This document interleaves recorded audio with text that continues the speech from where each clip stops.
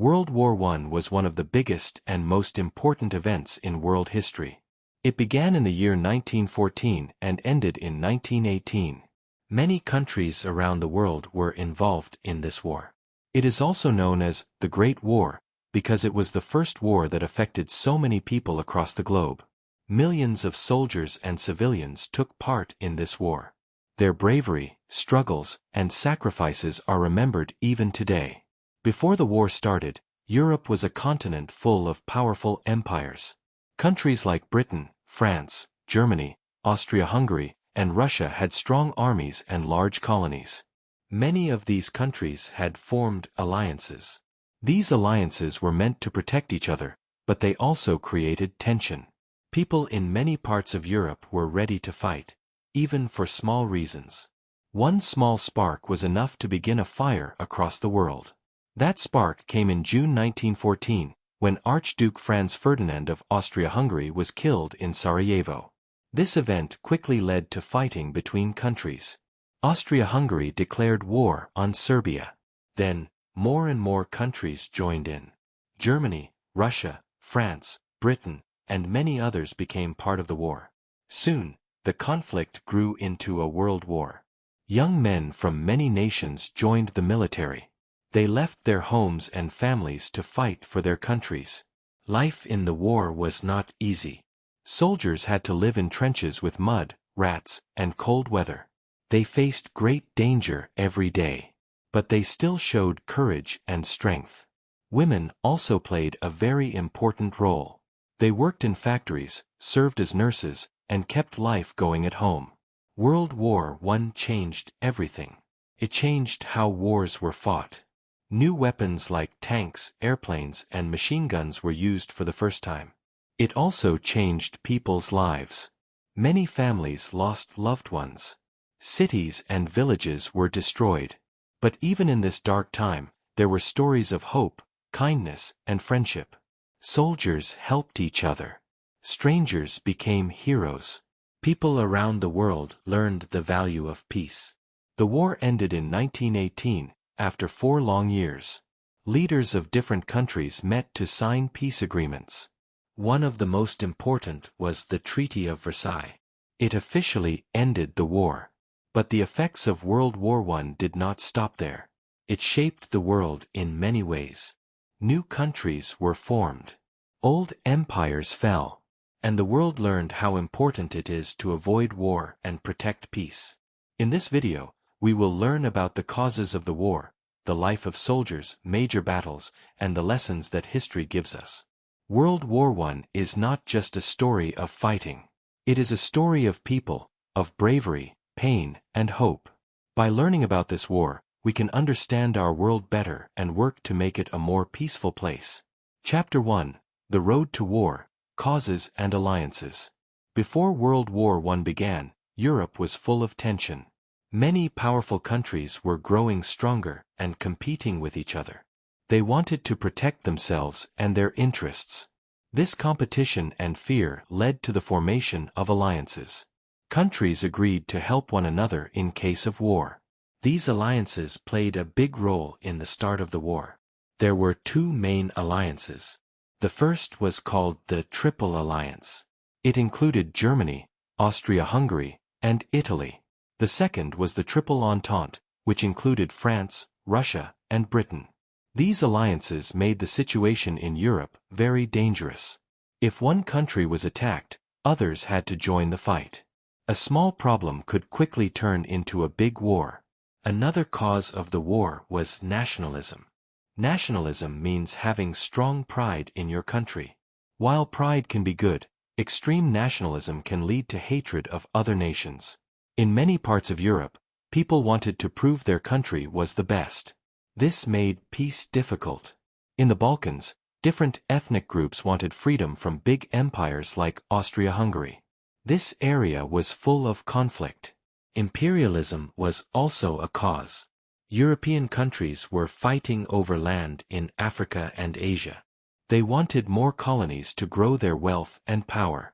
This led to many arguments between countries like Britain, France, and Germany. These arguments added more stress to international relations. Militarism was another major cause. Militarism means a belief in building a strong military and being ready to use it. Countries in Europe started spending more money on armies, ships, and weapons. Germany and Britain had a race to build the biggest navy. Military leaders had more power in government decisions. As a result, many nations were ready for war and expected it to happen. The final event that started the war happened in June 1914, when Archduke Franz Ferdinand of Austria-Hungary was killed in Sarajevo by a Serbian man. This assassination shocked Europe. Austria-Hungary blamed Serbia and declared war. Because of the alliances, other countries also joined in. Russia helped Serbia, Germany supported Austria-Hungary, and soon France and Britain were involved too. What started as a small conflict quickly became a world war. In summary, there were many causes of World War I: alliances, nationalism, imperialism, militarism, and the assassination of the Archduke. These causes built up over time. People did not realize how serious the situation had become. Once the fighting began, it was hard to stop. The alliances turned a local problem into a global war. This chapter shows us that wars often have many reasons. It is not just one event, but a mix of political, social, and historical causes. Understanding the road to war helps us learn from the past. It teaches us how important peace, communication, and cooperation are between countries. Chapter 2: The Assassination of Archduke Franz Ferdinand. The assassination of Archduke Franz Ferdinand is known as the spark that started World War I. It was one of the most important events in modern history. This moment changed the world forever. Archduke Franz Ferdinand was the heir to the throne of Austria-Hungary. That means he was going to be the next emperor. He was married to Duchess Sophie, and many people in the empire respected them. In 1914, the Archduke decided to visit the city of Sarajevo, which is in present-day Bosnia and Herzegovina. At that time, this area was controlled by Austria-Hungary, but many people living there wanted independence. Some of them were angry about the visit. A secret group called the Black Hand wanted to send a message. The group was made up of young Serb nationalists who believed Bosnia should be free from Austria-Hungary. They did not want Franz Ferdinand to visit Sarajevo because they saw him as a symbol of control and power. On June 28, 1914, the Archduke and Duchess arrived in Sarajevo. The city was full of people, and they were traveling in an open car. As they drove through the streets, a man from the Black Hand threw a bomb at the car. But the bomb missed and hit another car in the group. The Archduke continued with his visit, even though he knew it was dangerous. Later that same day, Franz Ferdinand and Sophie changed their plans. They wanted to visit the people who were injured in the earlier attack. But their driver took a wrong turn and ended up on a street where one of the attackers, Gavrilo Princip, was standing. Princip could not believe his luck. He quickly took out a gun and shot the Archduke and his wife. Both of them died shortly after. The assassination shocked the world. Austria-Hungary blamed Serbia for the attack because the killer was a Serb and had ties to the Black Hand. Austria-Hungary gave Serbia a list of demands. Serbia agreed to most of them, but not all. Because of this, Austria-Hungary declared war on Serbia. This one event caused a chain reaction. Russia supported Serbia, so it prepared for war. Germany supported Austria-Hungary and declared war on Russia. Then, France and Britain joined the fight too. Within weeks, the world was at war. The assassination of Franz Ferdinand showed how one small event can change everything. It also showed how tense Europe was at the time. Countries were ready to go to war, and the assassination gave them the reason to begin. This story teaches us how important peace and understanding are. If leaders had worked together after the assassination, war might have been avoided. But instead, they chose conflict. The death of Franz Ferdinand and Sophie was not just the end of two lives, it was the beginning of one of the deadliest wars in history. Chapter 3: Trench Warfare and the Western Front. During World War I, much of the fighting in Europe happened on the Western Front. This was the area between France and Belgium where the armies of Germany faced the armies of Britain and France. The fighting here became very slow and very hard. It turned into something called trench warfare. Trench warfare means fighting from long, narrow ditches dug into the ground. These ditches are called trenches. Soldiers lived and fought inside them. The trenches stretched for hundreds of kilometers across the land. They protected soldiers from enemy fire, but they also made life very difficult. In the beginning, many people thought the war would be quick. But after a few months, both sides stopped moving forward. Instead, they started digging trenches to protect themselves. The war became stuck. Neither side could win easily, and both sides lost many men trying to move just a few meters forward. Life in the trenches was terrible. The ground was always wet and muddy. When it rained, the trenches filled with water. Sometimes soldiers stood in cold water for days. This caused a painful condition called trench foot, which could lead to serious illness. There were also rats, lice, and bad smells everywhere. Food was often dry and old, and clean water was hard to find. Soldiers also lived with constant fear. Enemy soldiers could attack at any time. Bombs, bullets, and gas attacks were common. One of the most dangerous weapons used was poison gas. It caused serious injuries and was very hard to avoid. Gas masks were given to soldiers, but sometimes they didn't work well. Between the trenches was an area called no man's land. This was open ground filled with barbed wire, mud, and the remains of war. When one side attacked, they had to cross no man's land, which was extremely dangerous. Many soldiers died there, and the land became a symbol of the horror of war. Battles on the Western Front lasted a long time and caused many deaths. One of the worst battles was the Battle of the Somme in 1916. In this battle alone, more than 1 million soldiers were killed or injured. Even after such heavy losses, very little land was gained. Despite the terrible conditions, soldiers showed great courage and strength. They looked after one another and tried to stay hopeful. Letters from home, songs, and jokes helped them survive mentally. Many soldiers became close friends with the men they fought beside. Trench warfare showed that modern war was very different from wars of the past. New weapons like machine guns, tanks, and airplanes changed everything. But it also showed the human side of war, people trying to survive and do their duty in the worst conditions. The Western Front was a place of pain, bravery, and loss. It is remembered as a powerful part of World War I. Even today, the remains of trenches and memorials remind us of what happened there and why peace is so important. Chapter 4: The Eastern Front and Global Battles. While most people talk about the Western Front during World War I, there was also heavy fighting on the Eastern Front. This part of the war took place mainly between Germany and Austria-Hungary on one side, and Russia on the other. The Eastern Front was very different from the Western Front.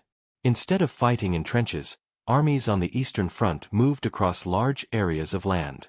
At the start of the war, Russia had a very big army. It moved quickly into German and Austrian land. But the Russian army had many problems. Soldiers were poorly trained, and there was not enough food, weapons, or good communication. Germany had a smaller army, but it was better prepared. In 1914, Germany won a major battle at Tannenberg. Thousands of Russian soldiers were killed or captured. As the war continued, the Russian army kept fighting bravely. But the country was suffering. People in Russia were tired, hungry, and angry. By 1917, the Russian people had had enough. A revolution began, and the Russian Tsar was removed from power. Later that year, a new government made peace with Germany by signing the Treaty of Brest-Litovsk in 1918. This ended Russia's part in the war. While the Eastern Front was closing, battles were also happening in other parts of the world. World War I was truly a global conflict. Fighting took place in Africa, Asia, the Middle East, and at sea. In Africa, European colonies became battlegrounds. Britain and France tried to take control of German colonies in places like Togo, Cameroon, and East Africa. The local people were often caught in the middle. Some were forced to fight, while others tried to protect their land and families. In the Middle East, the war caused big changes. The Ottoman Empire joined the Central Powers, Germany and Austria-Hungary. They fought against the British and their allies. One famous part of this campaign was led by T.E. Lawrence, also known as Lawrence of Arabia. He helped Arab fighters rebel against the Ottoman Empire. This changed the future of the Middle East. In Asia, Japan joined the war on the side of the Allies. Japan quickly took control of German colonies in China and the Pacific Islands. Although Japan did not fight many battles, it became stronger and gained more land. The war also took place at sea. German submarines, called U-boats, attacked ships carrying supplies to Britain. This made ocean travel very dangerous. One famous event was the sinking of the Lusitania, a passenger ship, by a German U-boat. This made many people angry, especially in the United States. The Eastern Front and global battles show that World War I was not just a European war. It touched every part of the world. Many different people, from different places, were pulled into the fight. Their stories are often forgotten, but they are just as important. By learning about the Eastern Front and global battles, we can see how wide and deep the war really was. It reminds us that war affects everyone, no matter where they live. Chapter 5: The Role of Technology and New Weapons. World War I was one of the first wars to use modern technology and new weapons. This changed how battles were fought and made the war more deadly than ever before. Before this war, most fighting was done with rifles, horses, and simple cannons. But during World War I, science and industry brought new machines and powerful weapons to the battlefield. One of the most important new weapons was the machine gun. A machine gun could fire many bullets very fast. It was much stronger than a regular rifle. Soldiers in trenches used machine guns to stop enemy attacks. Because of this, it became very hard to move forward in battle. Many soldiers were killed when they tried to cross open ground. Another powerful weapon was artillery. These were large guns that could shoot big shells over long distances. Artillery was used to destroy enemy trenches, kill soldiers, and break down defenses. Some battles had days of non-stop shelling. The loud noise and explosions caused great fear and even mental health problems for soldiers. This was called shell shock. Poison gas was a new and terrible weapon. It was first used by the Germans in 1915. The gas could burn the skin, make it hard to breathe, and even kill. Chlorine gas and mustard gas were two common types. Soldiers began wearing gas masks to protect themselves, but many were still hurt. The use of poison gas made war even more frightening and dangerous. The war also saw the first use of tanks. Tanks were heavy vehicles with guns and strong armor. They could drive over barbed wire and rough land. The British used tanks for the first time in 1916. At first, tanks were slow and often broke down. But later, they became stronger and helped armies move through enemy lines. Airplanes were another new tool of war. In the beginning, they were used to watch enemy movements. Later, they were used to drop bombs and fight in the sky. These fights were called dogfights. Pilots became famous heroes. One of the most well-known was the Red Baron from Germany. Submarines also played a big role, especially in sea battles.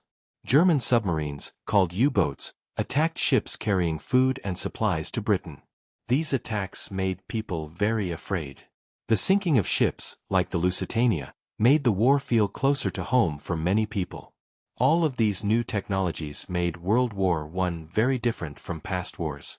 They made the fighting more deadly and harder to win. Old-style battle plans no longer worked well against these powerful weapons. As a result, millions of people died or were injured. The role of technology in World War I shows how science can change the world, for better or worse. These inventions were made to help win the war, but they also caused great pain.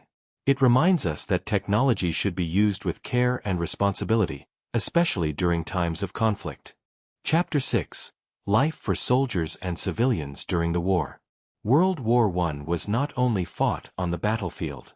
It also affected the daily lives of millions of soldiers and civilians. Both groups faced great struggles, pain, and fear. Life during the war was hard, and people had to be strong and brave to survive. For soldiers, life was often lived in the trenches. These were long, narrow ditches dug into the ground where soldiers fought and slept. The trenches were cold, muddy, and full of rats. When it rained, they flooded with water. Soldiers had to stand in wet boots for hours, which caused a disease called trench foot. There were also lice, bad food, and no clean bathrooms. It was difficult to stay healthy. Every day, soldiers risked their lives. They listened for the sound of enemy attacks or bombs falling from the sky. Some days were calm, but others were full of fighting. Many soldiers lost friends. They saw things that were very sad and scary. Some suffered from shell shock, a condition caused by the stress of war. Even when not fighting, soldiers were always alert and tired. Despite the danger, soldiers tried to stay hopeful. They wrote letters to their families, sang songs, and played games when they could. Friendship with other soldiers helped them stay strong. These men came from different places but shared the same pain and courage. Life was also difficult for civilians, or people who were not fighting. In many countries, men went to war, and women had to take their place at home. Women worked in factories, making weapons and uniforms. They also worked as nurses in hospitals, taking care of injured soldiers. For many women, this was their first time working outside the home. Children missed their fathers, and some had to leave school to help at home. Families had less food because supplies were sent to the army. People grew their own vegetables in gardens to survive. In cities, lights were turned off at night to avoid enemy air raids. Everyone had to follow new rules and stay strong together. In some countries, the war came close to home. Towns and villages were destroyed by fighting. People lost their homes and had to leave everything behind. In places like Belgium and northern France, many civilians lived as refugees, moving from place to place in search of safety. Even though life was hard, civilians showed great strength. They helped each other, worked long hours, and stayed united. Their support was a big reason why many countries were able to keep fighting. The war changed the lives of soldiers and civilians forever. It showed how strong people can be in difficult times. After the war, many countries began to understand the true cost of conflict. They saw how important it is to protect peace and care for those who suffer.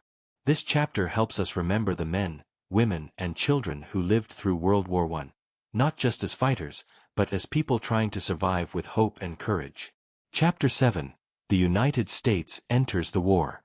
At the beginning of World War I, the United States did not join the fighting. The war started in 1914, but the U.S. stayed neutral, which means it did not take sides.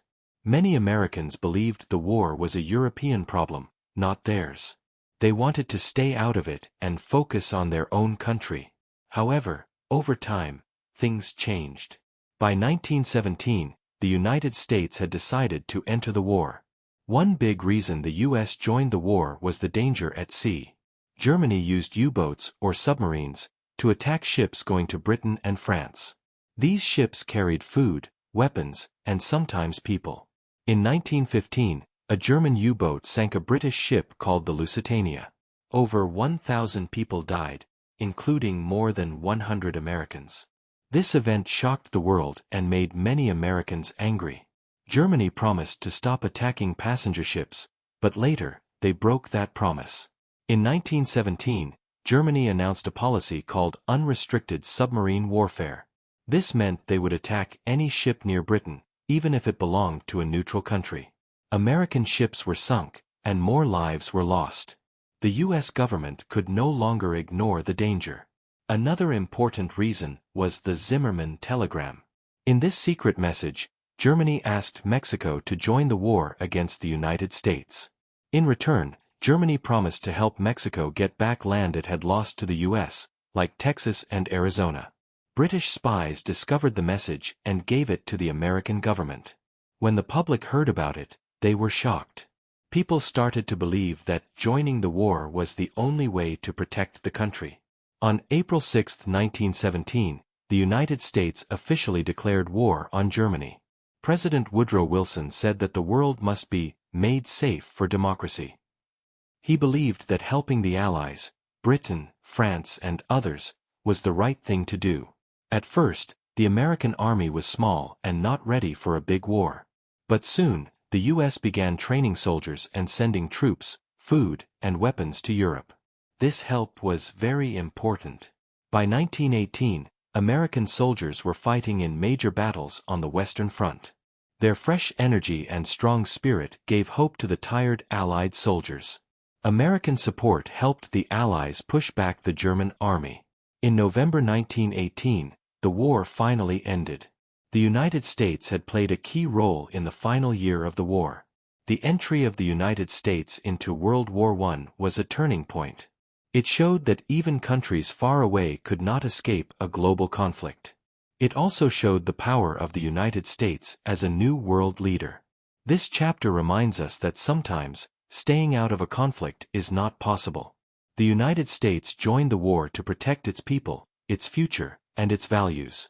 It made a great impact, and its role in World War I is remembered as a moment of courage and responsibility. Chapter 8. The Endgame, 1918 and the Armistice. By the year 1918, World War I had been going on for 4 long years. Millions of soldiers had died, and many more were wounded. People in every country were tired and wanted peace. The year 1918 was the final chapter of the war. It was the time when the fighting began to end, and hope for peace returned. In early 1918, Germany tried one last time to win the war. They planned a big attack on the Western Front called the Spring Offensive. At first, the German army moved quickly and pushed the Allied forces back. But they were very tired, and they did not have enough food or fresh soldiers. Their attacks started to slow down. At the same time, more American troops were arriving in Europe. The United States had joined the war in 1917, and now, in 1918, their strong and fresh army helped the Allies fight back. Together, they launched a series of battles called the 100 Days Offensive. These battles pushed the Germans out of France and back toward their own country.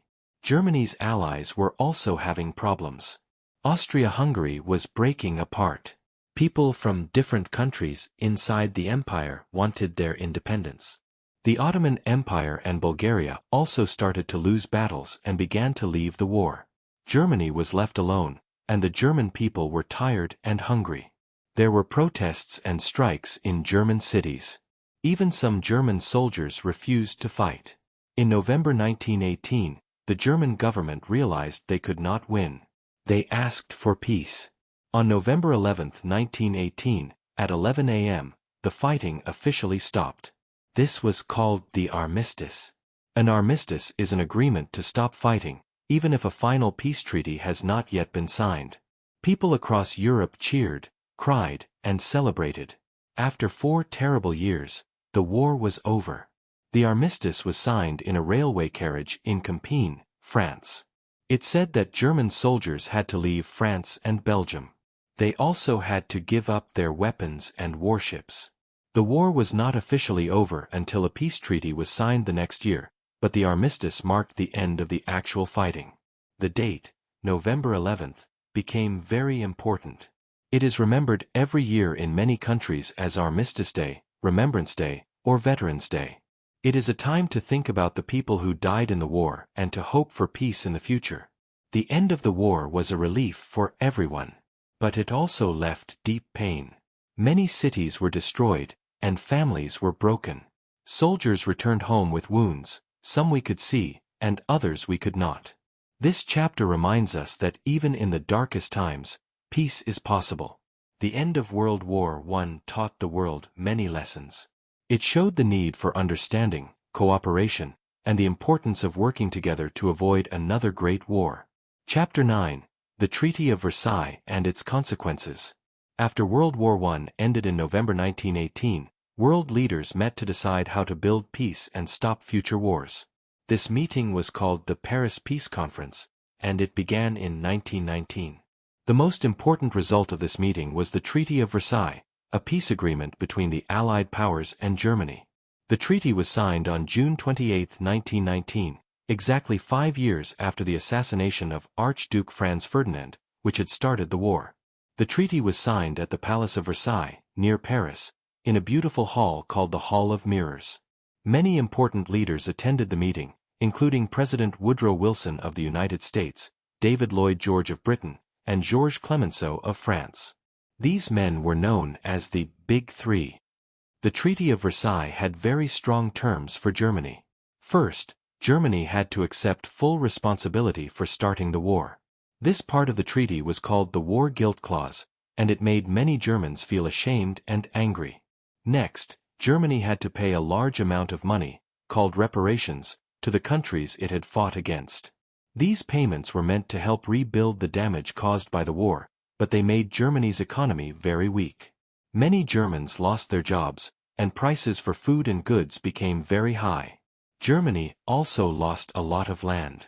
Some areas were given to other countries, and Germany was not allowed to join with Austria. Its colonies in Africa and Asia were taken away too. This made Germany feel smaller and less powerful.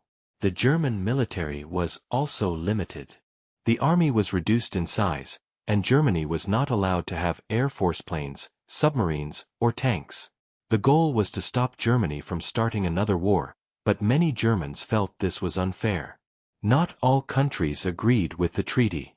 President Wilson had hoped for a more peaceful and fair agreement. He wanted to create a group called the League of Nations, where countries could talk instead of fight. The League was included in the treaty, but later, the United States did not join it. This made the League weaker. The Treaty of Versailles was meant to bring peace, but it also caused new problems. Many Germans were angry and felt humiliated. Some believed their leaders had betrayed them. These feelings made it easier for extreme political groups to grow in Germany in the years that followed. One of the biggest consequences of the Treaty of Versailles was that it helped create the conditions for World War II, which started just 20 years later. The treaty did not solve all the problems from World War I, and instead, it left many people feeling hurt and angry. This chapter shows us that peace agreements must be fair and thoughtful. If a treaty makes people feel punished and hopeless, it can lead to more conflict. The Treaty of Versailles was a lesson in the need for justice, balance, and true healing after war. Chapter 10: Legacy of World War I and its Global Impact. World War I ended in 1918, but its effects did not stop there. The war changed the world in many ways. It left behind a deep legacy that shaped the future of countries, people, and even ideas. This chapter looks at how the war affected the world and why it is still important today. First, the war caused great loss. More than 16 million people died, and millions more were injured. Many soldiers returned home with missing limbs or emotional pain. Families lost fathers, brothers, and sons. Entire towns and villages were destroyed, especially in countries like France and Belgium. It took many years to rebuild. The war also brought big political changes. Old empires that had lasted for centuries came to an end. The Austro-Hungarian Empire, the Ottoman Empire, the German Empire, and the Russian Empire all collapsed. New countries were created in Europe and the Middle East, such as Poland, Czechoslovakia, and Yugoslavia. But many of these new countries had problems, and people from different cultures did not always live together peacefully. One major result of the war was the birth of the League of Nations. This was an international group created to help countries talk and solve problems peacefully. It was the first step toward modern organizations like the United Nations. Even though the League did not stop another world war, it showed that nations wanted to work together for peace. The war also changed the role of women. During the war, many women worked in factories, hospitals, and offices while men were away fighting. This showed that women could do jobs that had been done only by men before. After the war, some countries gave women the right to vote. The war helped start a new movement for women's rights around the world. World War I also changed the way people thought. Before the war, many people believed in progress, peace, and technology. After the war, people saw that modern machines and science could also bring death and destruction. Many artists and writers began to ask deep questions about life, war, and the future. This led to new styles of art, music, and literature. The war affected colonies around the world too. Soldiers from Africa, India, and other colonies fought for European countries. After the war, many people in these colonies began to ask for freedom and independence. They wanted to have their own governments and live without foreign rule. The ideas of nationalism and self-rule became stronger. Finally, the war planted the seeds for World War II. The Treaty of Versailles made Germany weak and angry. This helped extreme political groups grow in the 1930s. Just 20 years later, the world was at war again. The legacy of World War I is a powerful reminder of the cost of conflict. It teaches us the importance of peace, understanding, and international cooperation. By learning about this history, we can work to create a better and more peaceful world for the future. Vocabularies. 1. Assassination, the act of killing an important or famous person, usually for political reasons. 2. Alliance, an agreement between countries to support each other in case of war or conflict. 3. Trench, a long, narrow ditch used by soldiers to protect themselves during battles. 4. Armistice, an agreement between countries to stop fighting, usually before a peace treaty is signed. 5. Reparations, payments made by a country after a war to cover damage or loss caused to other countries. 6.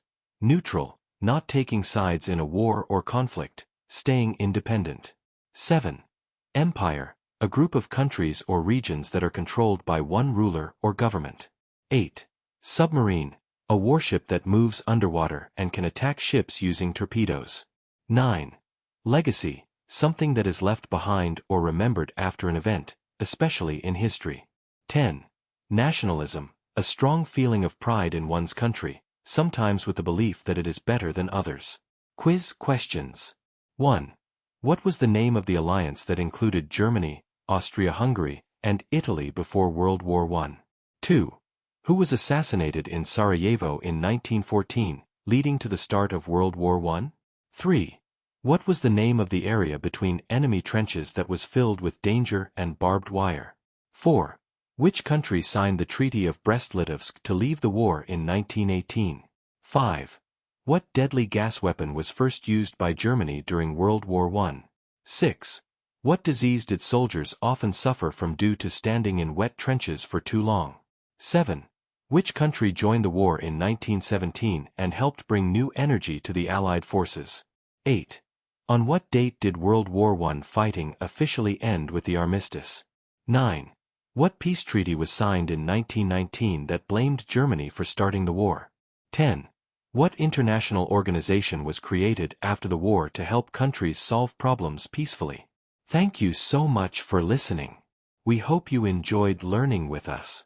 If you like this content, please like, subscribe, and share it with your friends and family.